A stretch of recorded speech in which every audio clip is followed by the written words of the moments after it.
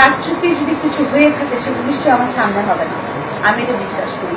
আর আমার এতদিনের অভিজ্ঞতাটা আমি যেটা বুঝি, আমি সোজাটাই বুঝি, আমি সরল মানুষ, সরল জিনিসটাই বুঝি। কারচুপি নিশ্চয়ই কোনো অ্যাঙ্গেল আছে, নাহলে কারচুপি শব্দটা কেন আসছে? এই শব্দটাকে ব্যবহার করা হয় যারা এগুলোকে ইউজ টু, এই ধরনের ভোট চুরির ব্যাপারে ইউজ টু, অভ্যস্ত। আমি এক্সপার্টিস না, আমি জানিও না, বুঝিও না। আমাকে যেটা বলা হচ্ছে এভাবে টিক চিহ্ন দেওয়া আর ওখানে টিক চিহ্নটা মেলানো, আমি এতটুকুই করেছি। ইভেন আমি কাউন্টিংটাও করিনি, আপনারা দেখছেন সেটা, বিকজ আমি কাউন্টিং করাটাকে আমি অভদ্রতা মনে করছি।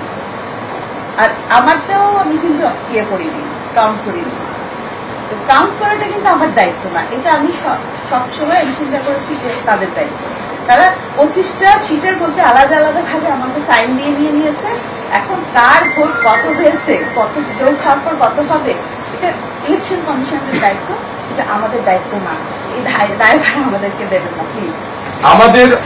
আমার যারা সিনিয়র যারা আছে, মানে ওনাদের কাছ থেকেই তো আমরা শিখেছি, ওনাদের কাছ থেকে শিখেছি, ওনাদের কাছ থেকে শিখে মরে যেতে চাই।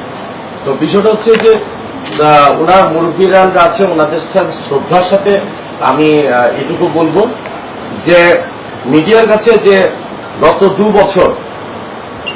দু বছর এটা যদিও বলার অপেক্ষা আমি প্রস্তুত ছিলাম না, গত 2 বছর অ্যাজ এ ভাইস প্রেসিডেন্ট হিসাবে আমার যে ভূমিকাটুকু আমি রেখেছি আমার এই সমিতির উপরে, এই উন্নয়নের বিষয় সবকিছু, এগুলি এখন আর কোনো লাভ নেই, বলে কোনো লাভ নেই।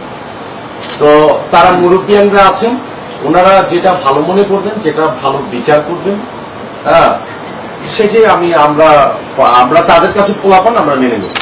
আমিও একমত স্যারের সাথে। আমাদের সিনিয়র শিক্ষিরা আছেন, আমাদের মুরব্বী, তারা গার্জিয়ান, তারা এই সমিতির ভালোর জন্য যে ডিসিশন নেবেন সেটি তারা করবেন।